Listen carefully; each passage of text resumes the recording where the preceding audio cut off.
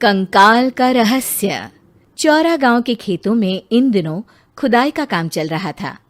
असल में इसी गांव से होकर एक अच्छी सड़क गुजरनी थी, इसलिए यहाँ खुदाई शुरू की गई थी।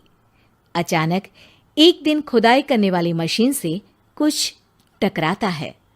बाद में जब खोजबीन की जाती है तो वहां से 2 कंकाल मिलते हैं।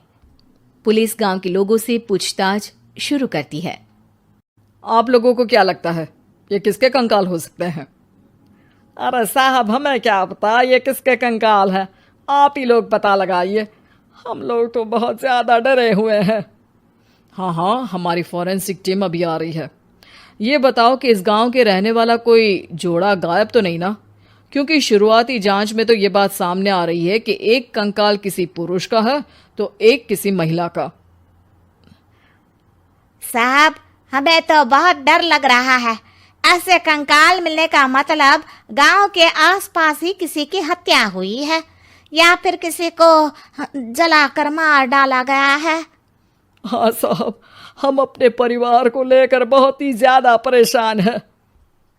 देखिए, आप लोगों की परेशानी हम समझ सकते हैं, लेकिन आप लोगों को पुलिस का सहयोग करना होगा, क्योंकि आपके सहयोग के बगैर हम ये पता नहीं लगा सकते हैं कि आखिर ये किसके कंकाल है और इनकी हत्या किसने की। ठीक है साहब, गांव के लोग आपका पूरा सहयोग करेंगे। हाँ साहब, पूरा सहयोग करेंगे। तो फिर ठीक है, हम अपनी जांच शुरू कर देते हैं। कुछ दिन बाद जांच रिपोर्ट आ जाती है। पता चलता है कि ये कंकाल करीब 20 साल पुराने हैं, यानी 20 साल पहले किसी जोड़े की हत्या कर शव को यहाँ पर दबा दिया गया था। इंस्पेक्टर राघव, ये बताओ कि 20 साल पहले की मर्डर मिस्ट्री क्या अब सुलझ सकती है? हाँ सर, क्यों नहीं। लेकिन अब सबूत और गवाह काफी मिट गए होंगे। मुश्किल तो होगी, लेकिन शायद किसी परिवार को इंसाफ मिल सके। इंस्पेक्टर राघव, आप बिल्कुल सही कह रहे हैं। किसी परिवार को तो इंसाफ मिलेगा ही और किसी को उसके किए की सजा भी मिलेगी। जी सर, मैंने तो जांच शुरू भी कर दी है। 20 साल पहले इस गांव के 2 जोड़े अचानक कहीं गायब हो गए थे।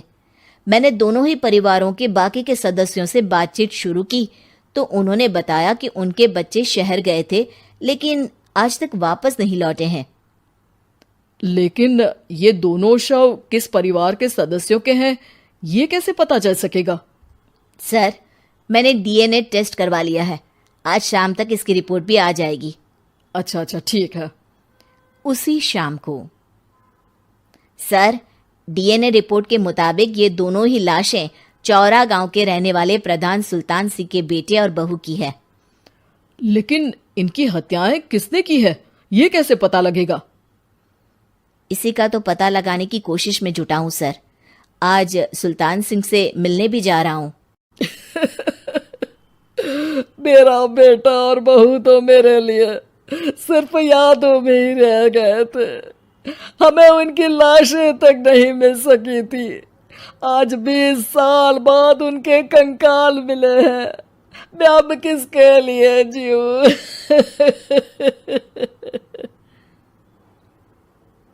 लेकिन सर, क्या आपकी किसी से कोई दुश्मनी थी? अपने बेटे बहू की हत्या के लिए आप किसे जिम्मेदार मान रहे हैं? अब मैं किसका नाम बोलूं? मेरी तो किसी से दुश्मनी नहीं थी, बस मेरे बेटे बहू को कोई वापस ला पाता।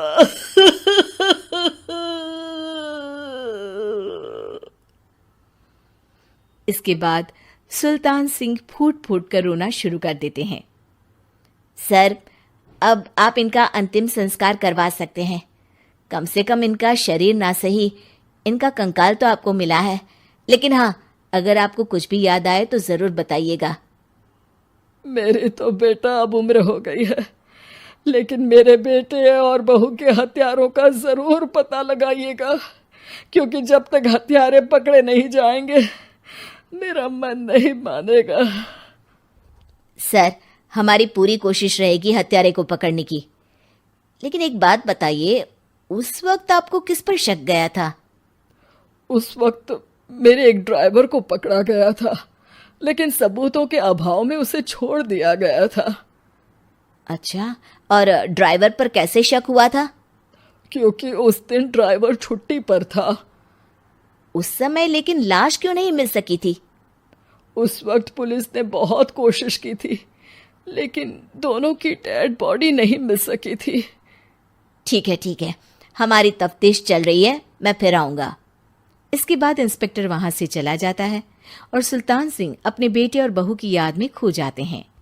कुछ दिन बाद सुल्तान सर, एक बात बताइए, जब आपके बेटे बहू की हत्या हुई थी, उसी के आसपास आपके ही गांव का रहने वाला एक और जोड़ा उसी वक्त गायब हो गया था ना?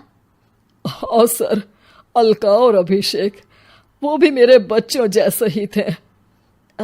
तो फिर वो कहाँ है? उनका भी आज तक पता नहीं चल सका, लेकिन बताते हैं कि कुछ साल पहले अभिषेक को गांव के ही किसी आदमी ने मुंबई में देखा था, लेकिन फिर वो गायब हो गया। यानी अभिषेक और अलका की हत्या नहीं हुई थी, बल्कि उन्होंने किसी वजह से खुद ही गांव छोड़ दिया था। हाँ, हो सकता है, क्योंकि अभिषेक मेरे बेटे संतोष का अच्छा दोस्त था और उसका मेरे घर भी आना जाना लगा रहता था। हो सकता है कि उसने मेरे बेटे और बहू के बारे में सुन लिया हो और ये गांव छोड़ दिया हो सकता है। उनके परिवार का कोई अब नहीं रहता क्या इस गांव में? अब तो कोई नहीं रहता। एक चाचा थे, लेकिन उन्होंने भी अपना पुश्तैनी मकान बेच दिया है। वो भी अब कहीं शहर में ही बस गए हैं। ओह, अभिषेक और अलका के बारे में भी पता लगाना होगा। हो सकता है कि वही इस हत्या के बारे में कुछ बता सके। हो तो सकता है, लेकिन वो बेचारे तो खुद ही वक्त के मारे थे, वो क्या बताएंगे। फिर भी सर, जब केस दोबारा खुला है तो जांच तो करनी ही पड़ेगी, और इस बार तो लाशें भी बरामद हुई है। कुछ दिन तक लगातार तफ्तीश चलती रही। एक दिन थाने से सुल्तान सिंह को फोन आता है। हाँ, कौन बोल रहा है? सर, मैं कांस्टेबल तुलाराम बोल रहा हूँ थाने से। आपको थाने आना पड़ेगा। थाने? लेकिन क्यों? सर, किसी की पहचान करवानी है। अच्छा ठीक है, मैं दोपहर तक पहुंचता हूँ। सुल्तान सिंह दोपहर में थाने पहुंचता है। कई पुलिस के अधिकारी वहां मौजूद रहते हैं। सर, आपके बेटे की हत्या का रहस्य आज शायद सुलझ जाए। अच्छा इंस्पेक्टर राघव, पर वो कैसे? सर, उस आदमी को देखिए, क्या वही अभिषेक है? सुल्तान सिंह की आंखों में हैरानी से आंसू आ जाते हैं। हाँ सर, यही अभिषेक है। ये आपको कहाँ से मिला? सिर्फ अभिषेक ही नहीं, बल्कि इसकी पत्नी अलका भी इसके साथ है। मैडम, जरा अभिषेक की पत्नी को लाइए। जैसे ही अलका को पेश किया जाता है, सुल्तान सिंह जमीन पर गिर जाते हैं। सुल्तान सर, क्या हुआ आपको?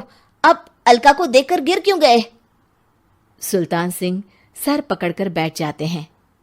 ये अलका नहीं, बल्कि ये तो मेरी बहू रितु है। पूरा थाना एक दूसरे का मुंह देखने लगता है। क्या? इसके बाद हर किसी को दो कंकाल और हत्या का रहस्य समझ में आ गया। अभिषेक और रितु ने मिलकर संतोष और अलका की हत्या की थी और लाश को जमीन के नीचे दबा दिया था।